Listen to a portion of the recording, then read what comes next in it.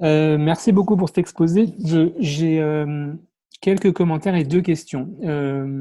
Mon premier commentaire, donc c'est là, on est sur une problématique très spécifique puisque on parle d'un droit très particulier dans un contexte où l'abstention à toutes sortes d'élections est massive à une situation très particulière qui est celle des personnes en tutelle.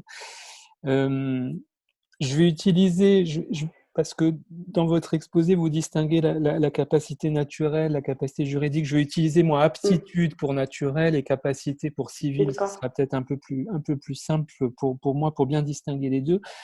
Alors d'abord, je suis pas tout à fait d'accord avec la description que vous faites, mais c'est pas ça, c'est juste pour le signaler. Hein. Il y a deux points de Mhm. désaccord majeurs. Je suis pas du tout d'accord avec la description que vous faites de la Convention de l'ONU et du changement de paradigme, quand vous dites que ce changement de paradigme selon lequel tous les majeurs seraient dans les faits capables de passer des actes juridiques ou de voter, Mm. c'est pas ça qui est affirmé, c'est pas une affirmation d'une capacité de fait. Donc, et quand vous dites que cette nouvelle appréhension se diffuse en France et qu'on le voit notamment dans le rapport d'Anne Caron-Déglise, alors il y a certes probablement une inspiration dans ce rapport d'une capacité universelle, mais contrairement à ce que vous dites, je ne crois pas que ce soit d'une capacité réelle universelle. Là, le Mm. terme de réel me semble Ouais, ouais. vraiment pas collé, parce que sinon, effectivement, la position que vous critiquez devient intenable, mais je ne pense pas qu'on puisse la critiquer en la Mm. caricaturant à ce point-là quand même. Mon deuxième point de désaccord, qui n'est pas non plus une question, mais évidemment, si vous voulez, je ne crois pas que mettre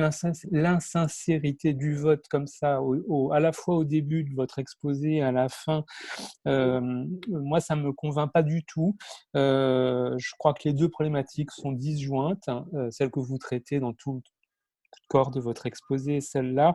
Et si on prend les fausses procurations à Marseille aux dernières élections municipales, bon, bah, dans un EHPAD, d'abord, tout le monde n'est pas sous tutelle, heureusement, et puis tout le monde n'a pas une maladie d'Alzheimer. Et il se peut très bien que dans tous les cas, c'est une forme de délinquance, mais cette délinquance me semble pas beaucoup avoir à faire avec le maintien au nom du droit de vote. C'est l'exercice de ce droit qui a été fait l'objet d'une manipulation. Et donc, je ne suis pas du tout convaincu, moi, par le fait que la problématique du maintien ou du retrait ou voilà, de ce droit ait quelque chose à voir dans la pratique ou dans la théorie avec la question de cette forme de délinquance. Bon.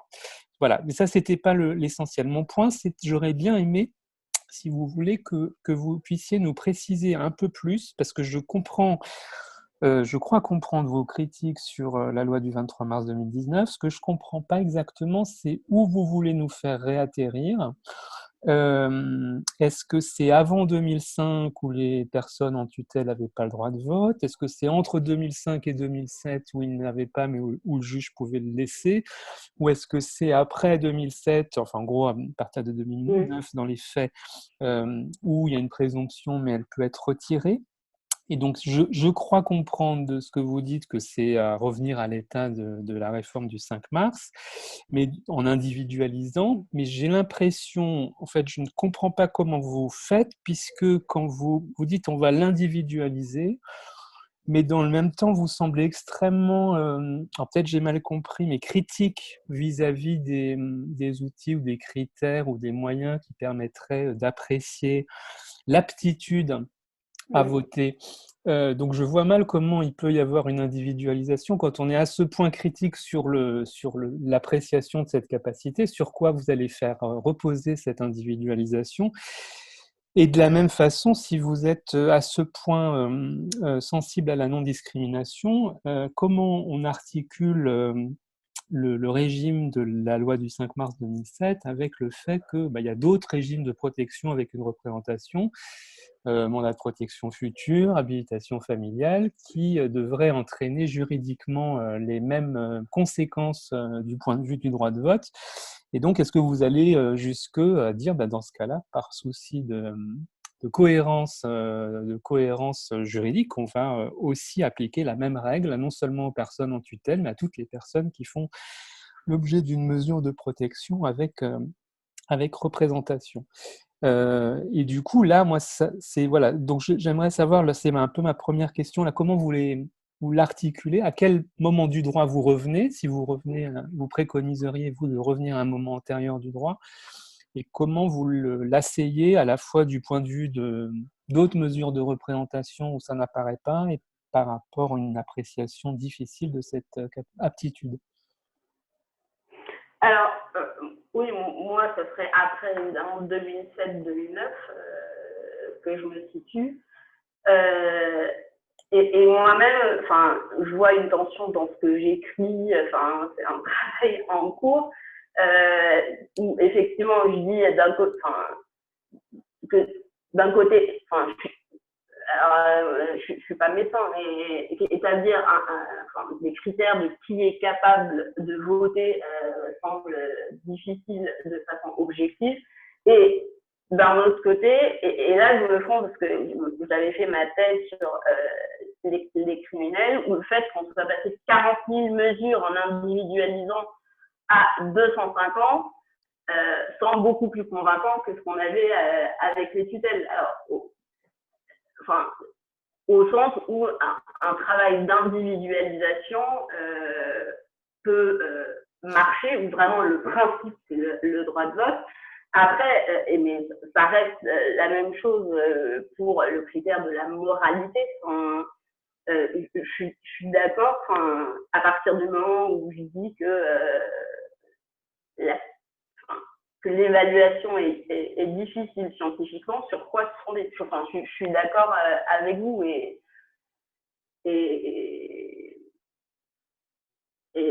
parce que pour les condamnés, bon, on peut se dire si c'est un homme politique, c'est plus grave qu'un citoyen lambda, alors qu'on n'a pas le cas évidemment avec les personnes protégées. Donc, enfin, évidemment, le principe c'est le droit de vote. Enfin, encore une fois, c'est vraiment deux points de vue différents. Et là, je reviens à ce que vous dites entre le mandat de protection future, etc. Il y a d'un côté, l'enjeu reste de protéger la personne et le droit de vote, en fait, rentre pas là-dedans. Quand on vous donne le droit de vote ou qu'on vous en prive, et c'est pour ça qu'on a pu l'éloigner, alors que les autres mesures qui existent en droit des personnes, la question est complètement différente. Là, l'enjeu reste la personne, alors que le droit de vote, c'est pas la personne. La limite qu'on pourrait poser, c'est ça ne protège pas la personne de la priver de voter. Ce que je disais avec la réversibilité de la notion de dignité, à la fois le fondement des droits de leur élargissement et le fondement de leur limitation. Dans le domaine politique, en droit public, vous n'avez pas cette...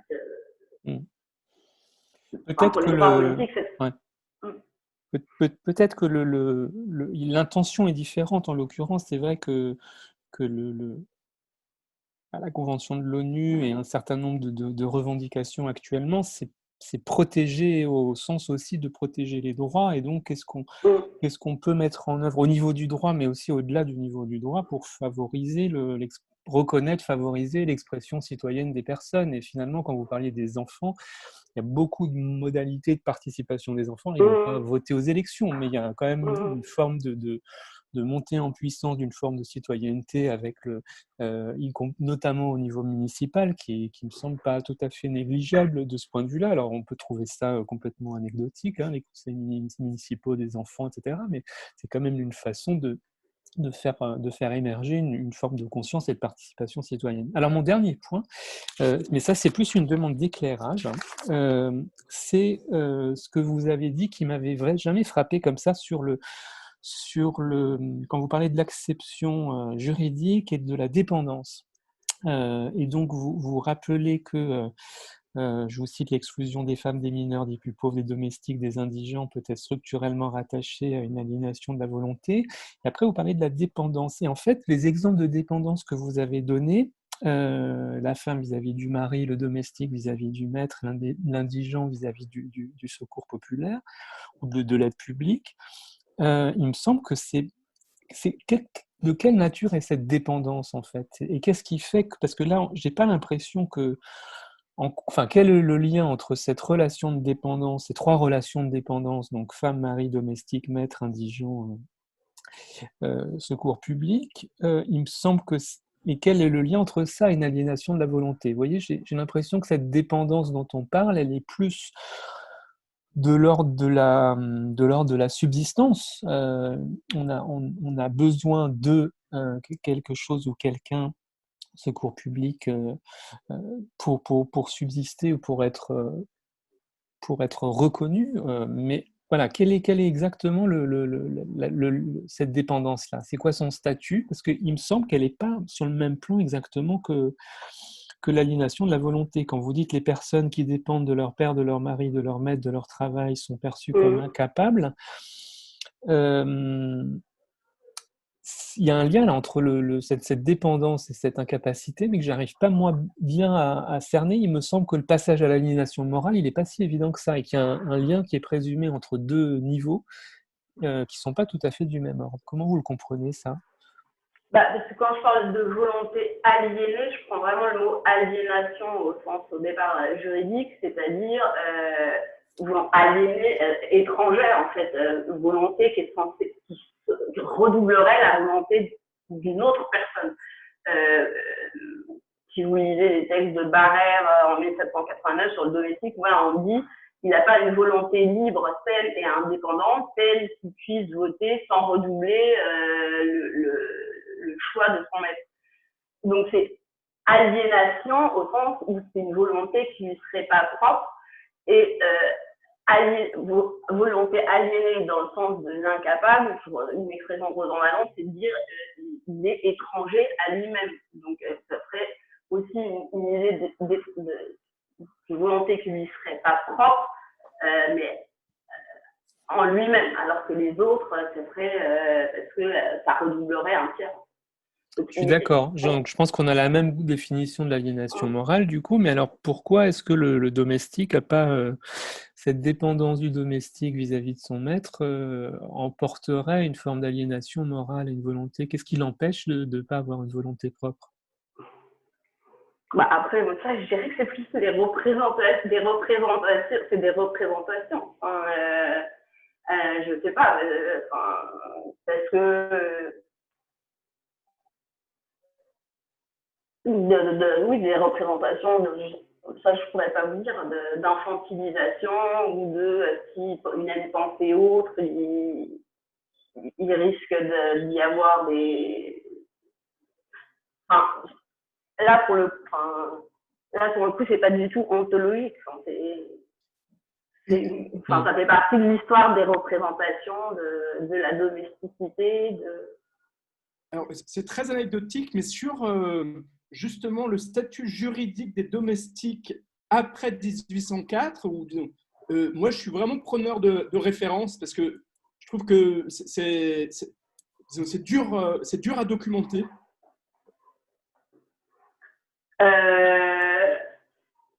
Si vous voulez, je vous enverrai, je n'ai pas les références en tête, mais il y a quelques articles d'historiens du droit sur les domestiques. Et en 1789, sur les serviteurs à gages, etc., il y avait, dans les débats, il y avait beaucoup de choses sur eux. Merci. Paul? Oui, très brièvement, parce que j'ai déjà pris la parole, mais c'était pour rebondir sur cet échange, sur le questionnement. Qu'est-ce qui pourrait fonder et justifier aussi cette réforme de 2019 concernant le droit de vote en particulier? On sent bien qu'il y a une dimension symbolique avec effectivement l'idée que le suffrage universel, effectivement, ne doit pas exclure une certaine catégorie de personnes. Alors, sur le fondement des ressources patrimoniales, avec la fin du suffrage censitaire, sur le fondement, et puis là aussi avec quand même ce critère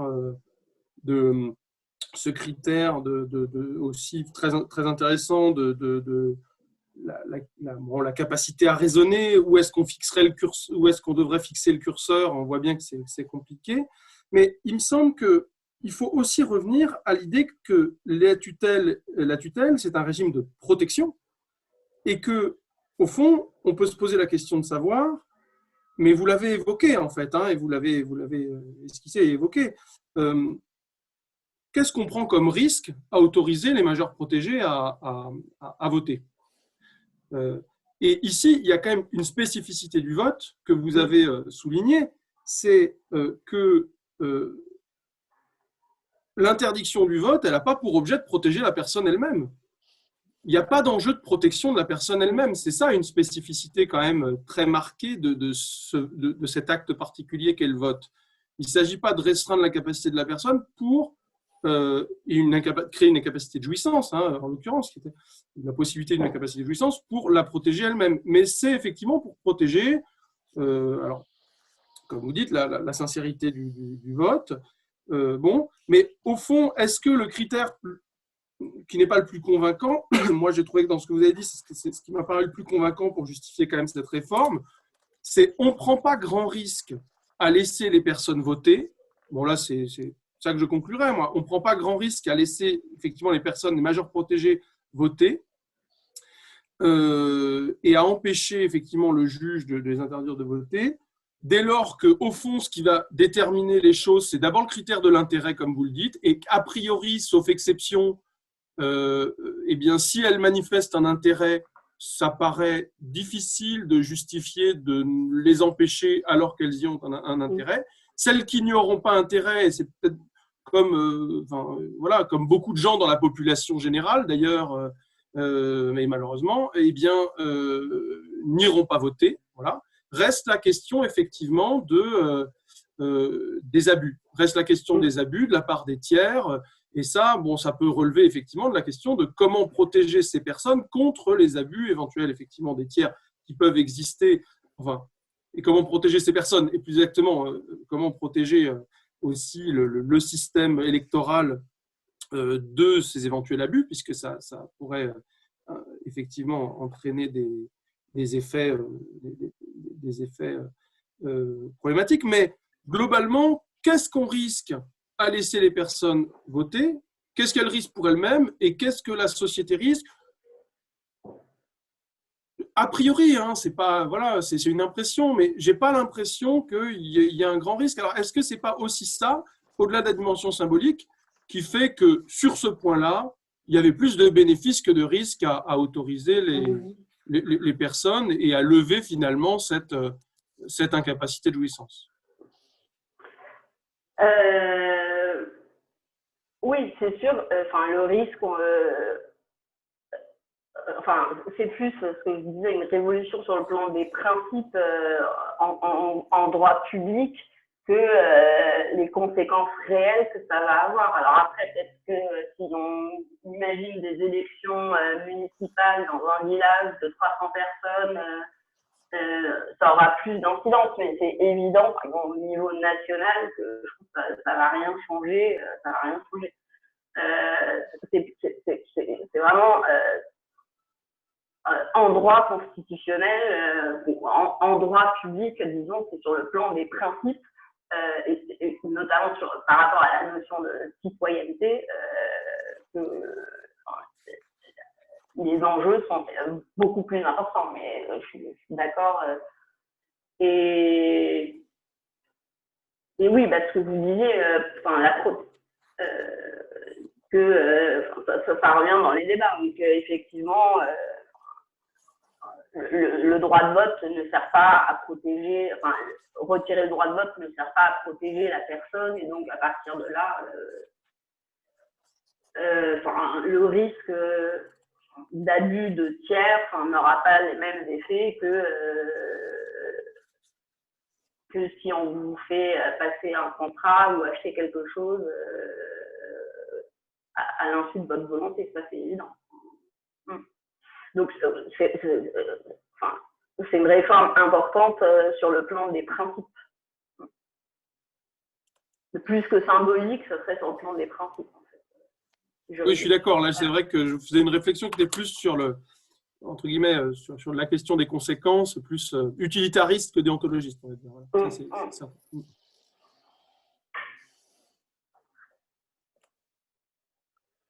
Le souci que j'ai, moi, c'est si on reprend, excuse-moi Benoît, j'ai vu que tu avais demandé la parole, j'avais pas vu, mais je vais être très court. Le, si on reprend le cas des EHPAD, est-ce que ce qui est scandaleux aux dernières élections municipales, c'est qu'il y a eu 50 fausses procurations qui en plus ont été trouvées, et possiblement d'autres, ailleurs. Donc là, effectivement. Et quand je ne suis pas sûr que l'affirmation de dire quand cette réforme de 2019, elle se fait sans aucun égard pour l'état de conscience réel des personnes. Au contraire, ce qu'il y a dans la Convention de l'ONU, c'est partir du fait que, en raison d'aptitudes diminuées, il y a des droits qui ont du mal à s'exercer. Et donc, ça nous déplacerait là, et je pense que pour les sujets du séminaire, c'est important, entre la jouissance ou la possession d'un droit et l'exercice de ce droit. Je pense que pour 50 procurations qui ont été faussement attribuées à des gens pour détourner un vote, il y a énormément de gens en EHPAD qui auraient peut-être voulu voter et qui n'ont pas pu le faire parce qu'il n'y a pas de débats électoraux qui ont été faits, parce qu'il n'y a pas de procurations qui ont été organisées, parce que la gendarmerie ne s'est pas déplacée, parce que personne ne considère que c'est de son ressort, parce que la maison de retraite se dit c'est pas mon job, le juge qui a laissé le vote se dit c'est pas mon travail, et donc en fait, c'est né la mission officiellement de personne de promouvoir cet exercice des droits. Et donc, je trouve que je suis extrêmement sensible à la finesse de la réflexion que vous proposez sur cette évolution, mais je pense qu'on aurait aussi intérêt à la compléter par une réflexion sur je pense qu'il n'y a pas une forme dans ce changement de paradigme, une forme de radicalité et d'aveuglement par rapport aux aptitudes réelles des personnes. Je pense que c'est tout le contraire. Je pense que c'est au contraire une manière de considérer que des aptitudes diminuées, s'il n'y a pas des mesures de compensation nécessaires, l'exercice des droits reste totalement abstrait. Donc là, en plus, il est renforcé par une interdiction, évidemment, on ne peut même plus se poser la question de l'exercice des droits. Mais donc moi, c'est moins la citoyenneté. Et ça m'étonne quand même on a l'impression que là, il y a quelque chose de sacré qui a été touché pour certains juristes, alors que je pense que en termes pas pratique concret, c'est totalement anecdotique. Mais symboliquement, c'est très fort, cette question-là. Mais je pense qu'on aurait quand même intérêt, donc d'une part, à prendre en compte toutes ces choses sur l'exercice réel du droit et les compensations et les accompagnements que ça suppose de ce droit particulier-là, parce que c'est pas si facile de l'accompagner, y compris en termes, quand vous êtes assesseur dans un bureau de vote, de faire que la sincérité du scrutin, pour le coup, soit respectée si quelqu'un est accompagné à exercer ce droit, pas au sens d'une assistance ou d'une représentation. Et puis, je pense qu'on aurait quand même, et c'est une discussion qu'on avait déjà eue avec Gilles Raoul Cormeil, où certains participants du séminaire lui avaient dit oui, sur le plan du droit, on peut vous suivre, mais sur le plan des pratiques, c'est quand même extrêmement différent. Et quand vous regardez quelles étaient les pratiques des juges avant, il y en avait quand même un certain nombre qui suivaient quasiment aveuglément ce que disaient les médecins. Et quand on regardait comment les médecins qui appréciaient la capacité à voter le faisaient, on ne peut pas dire que c'était la plus grande des rigueurs quand même, et que pour la simple et bonne raison qu'il n'y a pas de critères qui soient extrêmement clairs, unanimement partagés pour voir comment on apprécie cette capacité à voter, si tant est qu'on puisse l'apprécier. Donc, je pense que on a un enjeu, nous, peut-être dans le séminaire aussi, à réintroduire cette question des pratiques du droit, qui sont peu documentées, mais quand même, il peut être... et ça peut créer des formes d'injustice et de discrimination qu'on ne va pas repérer au plan des lois, mais qui vont être vraiment importantes, soit en excès, soit en défaut. Voilà. Oui, là, je n'ai pas vraiment de réponse. Enfin, vous apportez plus des éléments à creuser sur lesquels je n'ai pas encore travaillé.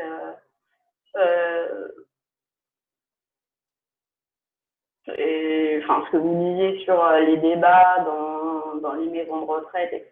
Enfin, il y a aussi ces questions.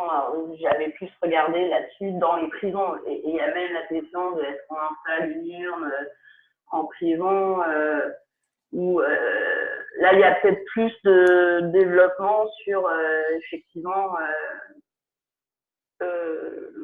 l'exercice réel, dans les débats actuels, mais même au Parlement actuellement, il y a par exemple la question de l'urne en prison. J'en ai pas connaissance dans les maisons de retraite. Il y a peut-être plus de réflexion, mais ça, c'est une question que j'ai pas encore posée sur les pratiques du droit. Et c'est vrai que c'est une branche du droit, les pratiques du droit, qui me semble oui, qui est en droit, en tout cas, qui est peut-être délaissé. Tout ce qui concerne la pratique, l'exercice réel, qui relève presque d'une discipline propre du droit.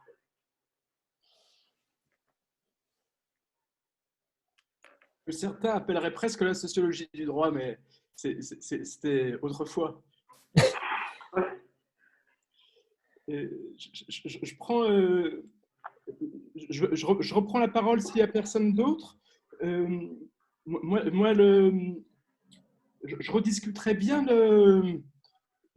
deux hypothèses fortes que vous faites. Alors, une, je ne sais pas si vous l'avez formulée comme hypothèse, mais où quand même vous endossez un peu la critique du mouvement de subjectivisation des droits, donc quelque chose comme ça dans la vie sociale. Et vous dites peut-être l'équilibre entre les droits de l'individu et les droits comme organisation entre les individus, cet équilibre-là, il serait plus trop respecté.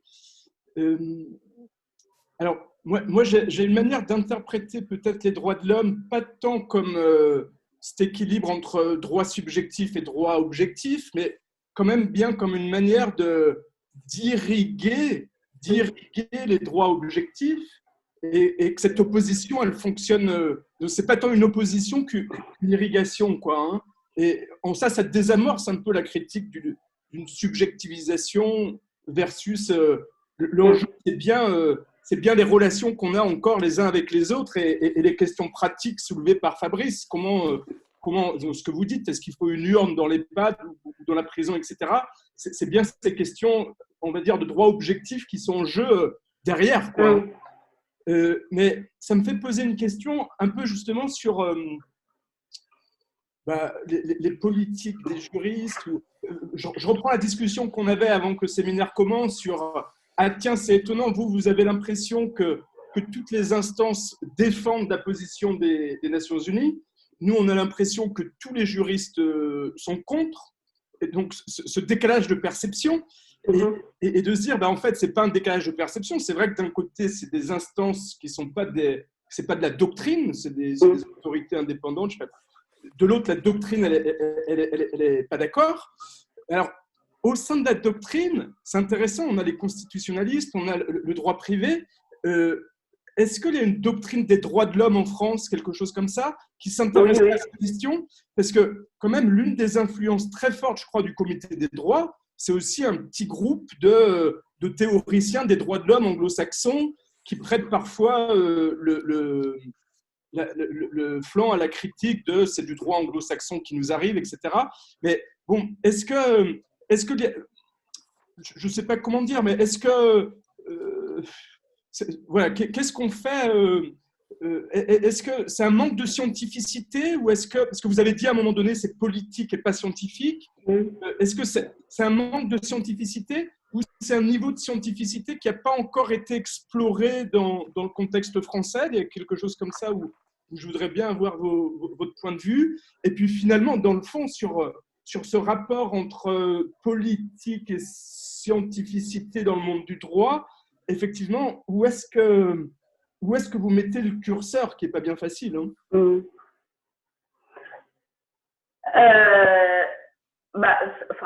Cette dernière question, elle est absolument centrale, mais elle n'est pas résolue en droit.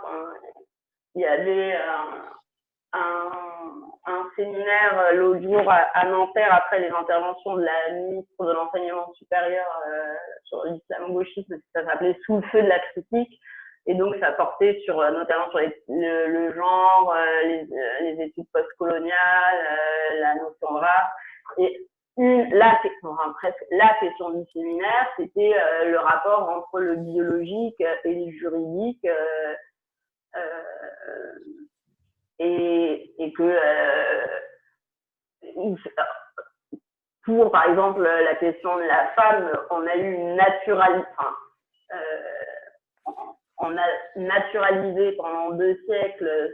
Aujourd'hui, on parle d'une catégorie, le genre, qui en fait est construit socialement. Et moi, j'avais l'impression que pour les incapables,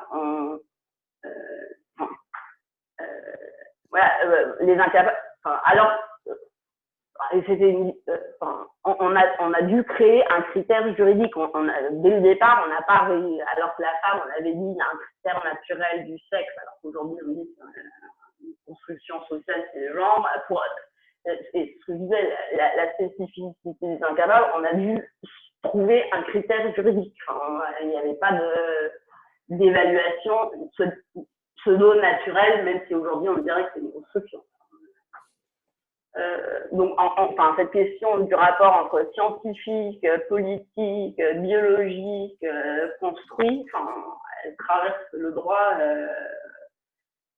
aujourd'hui. Donc, moi, je ne pourrais pas apporter une réponse définitive dessus.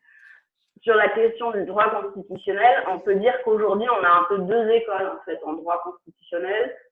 On a la particularité de la Constitution française, c'est qu'elle décrit surtout le fonctionnement des institutions. C'est pas une charte des droits fondamentaux, contrairement à ce qu'on a en Allemagne, en Italie, des constitutions qui ont été adoptées au lendemain de la Seconde Guerre mondiale.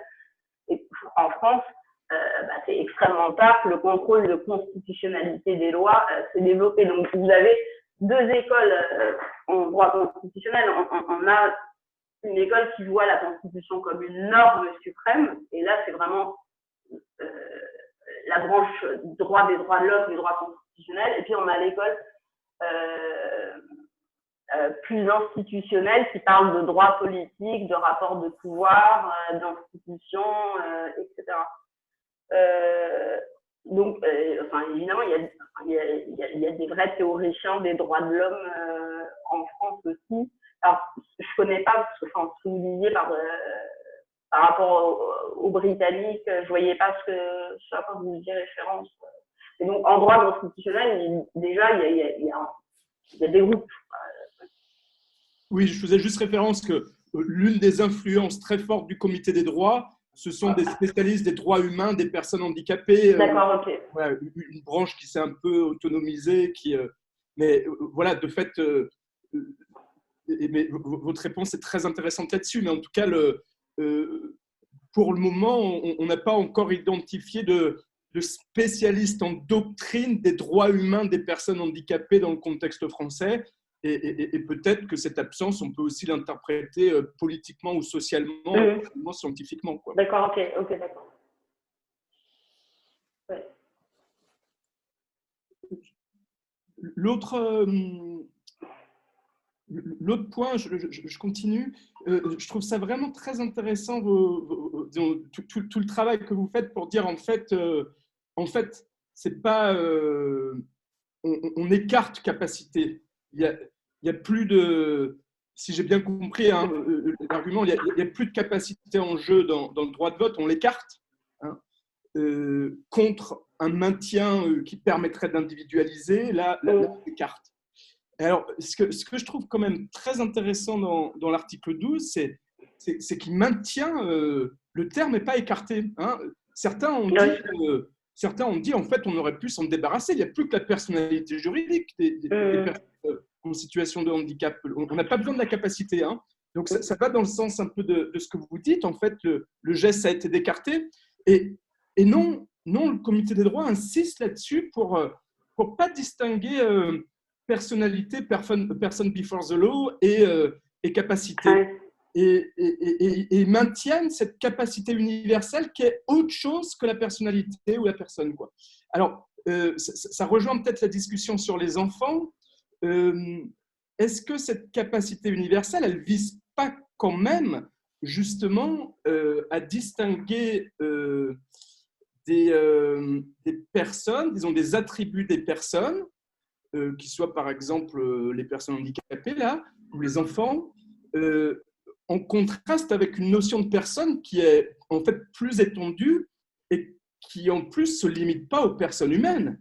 La personnalité juridique, elle va peut-être arriver aux animaux. On voit bien que tout le droit des associations, etc., il y a eu des débats très forts. En tout cas, on ne peut pas limiter la personnalité juridique à la personne humaine.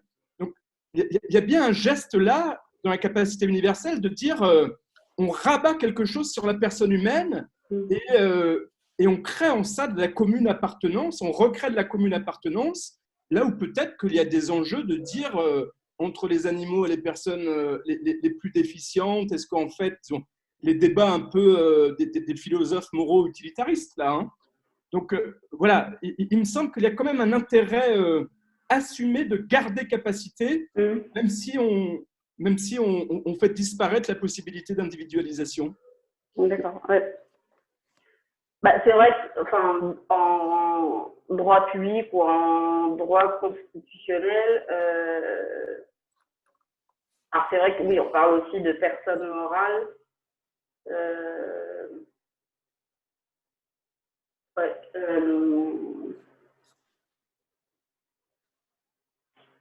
oui, effectivement, oui, j'avais pas pensé. Je m'étais aussi fait évidemment la réflexion, je voyais pas bien pourquoi. J'avais l'impression, oui, c'est ce qu'on lit dans les commentaires de l'article 12, que capacité de jouissance et personnalité juridique, on voit pas bien la différence. Mais c'est vrai que les droits politiques, on ne s'est jamais posé la question de les attribuer à des animaux ou à une personne morale. Donc, on a moins oui, on parle d'homme, droit de l'homme dans le domaine politique. Alors moi, j'ai utilisé droit de la personne aussi pour rattacher mon propos au séminaire. Mais c'est vrai qu'on parle d'homme, droit de l'homme, plus que droit de la personne. On utilise moins la notion de personne. On parle de dignité de la personne, mais on n'utilise pas tellement la notion de personne. J'ai un point qui est un peu lié peut-être. Au début de votre exposé, vous rappelez la formule de Rosan Vallon sur le fou comme avec tous les guillemets qui s'imposent comme la limite radicale à l'extension des droits politiques, et cette notion de limite radicale qui m'a intéressé parce que je trouve qu'elle fait écho avec un point que vous développez pas mais qui est sous-jacent en fait, j'ai l'impression que vous êtes tout autant hostile en fait à cette proposition de la substitution de régimes différenciés, notamment curatelle-tutelle, à une mesure unique. Est-ce qu'il y a un lien là pour vous puisque l'idée de limite fait quand même qu'il y a plus qu'un seuil en fait, hein, il y a des régimes différents qui s'appliquent, alors que dans une mesure unique, il y aurait une forme de graduation, comme d'ailleurs on l'observe à ma connaissance en Allemagne depuis 1990, où il y a un régime, un dispositif unique de protection, l'assistance avec une protection qui est proportionnée qui donne des types d'opérations, des natures d'opérations et des types d'opérations que la personne peut ou non effectuer avec l'aide de tiers. Est-ce que vous pouvez nous développer le lien? Est-ce qu'il y a un lien pour vous entre cette idée de maintenir ou pas une limite, qui me semble être l'idée en fait que vous avancez, qu'il faut conserver une limite à l'étendue de ces droits, politiques en tout cas, ou juridiques, je ne sais pas, et ce regard critique que vous portez sur la proposition d'une mesure unique, proportionnelle? Non, en fait, il n'y a pas de lien. Et cette citation de Pierre Rosan Vallon, son expression de limite radicale aussi m'a intéressée, mais là, de nouveau, c'est une spécificité de la citoyenneté qu'on retrouve trouve pas dans les mesures de protection de la personne, c'est qu'on considère que le concept de citoyenneté désigne un statut d'appartenance et que l'appartenance définit forcément un intérieur et un extérieur. S'il y a des membres, il y a des exclus. Hein. Et donc, il y a des auteurs, par exemple, qui posent la question, enfin, oui, est-ce qu'on peut encore penser la citoyenneté, est-ce que l'exclusion de l'étranger est constitutive même de la catégorie de citoyenneté? Est-ce que j'avais assisté à un colloque où Catherine Collet-Télène disait que c'est pas la dernière étape à franchir, c'est genre une étape qui est pour universaliser la citoyenneté. C'est la limite radicale qui permet en fait de penser la citoyenneté. Enfin, donc là,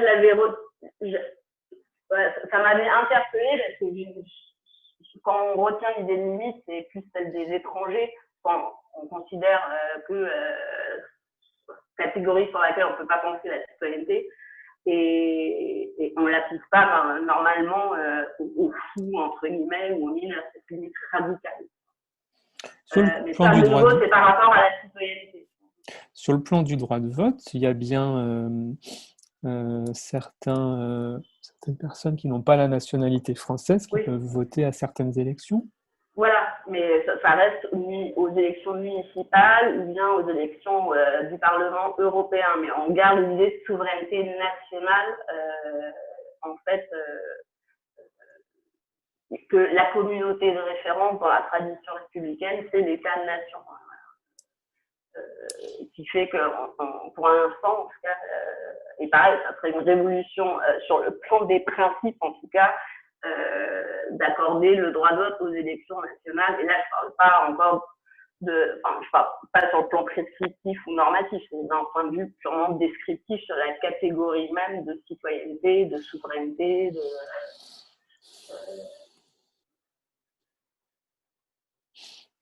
Merci.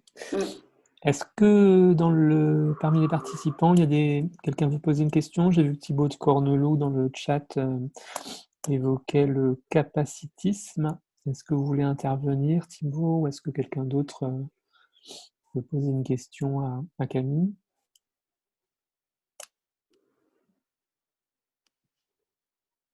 Si oui, il faut brancher votre micro.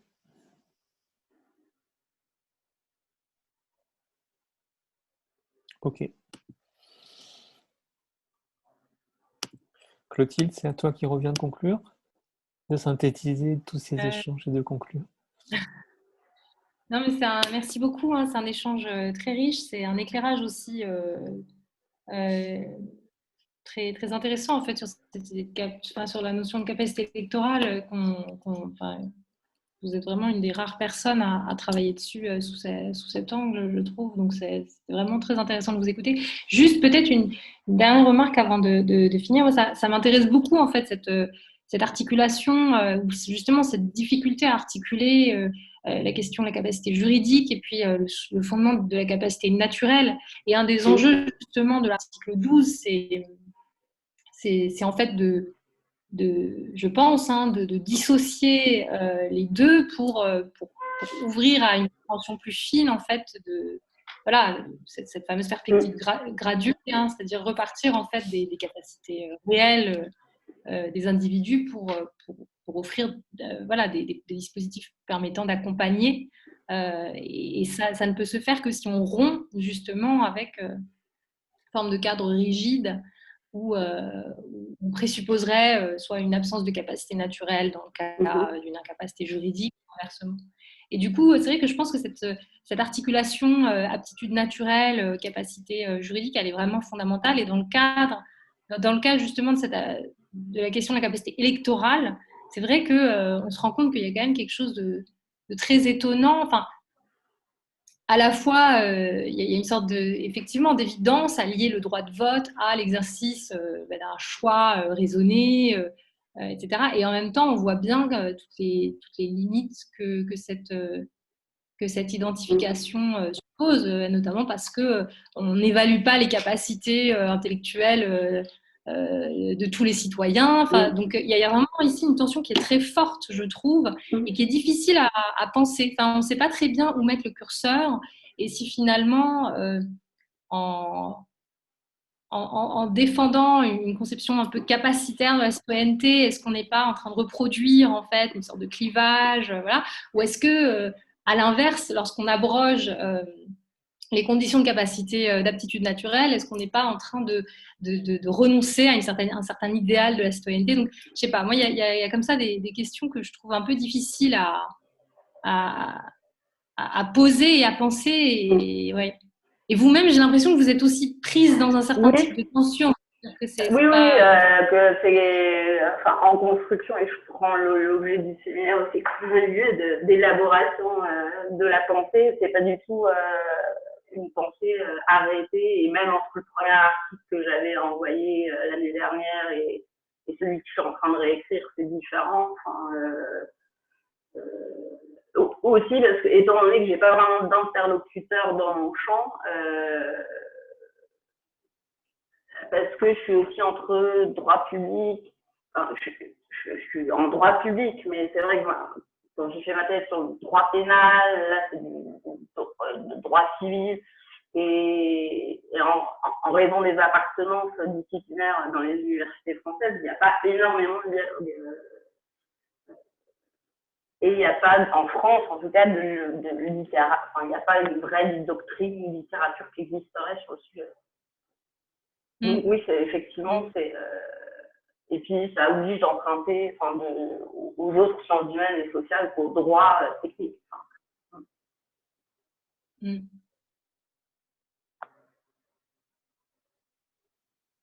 Donc oui, je suis complètement d'accord que moi-même, et d'ailleurs,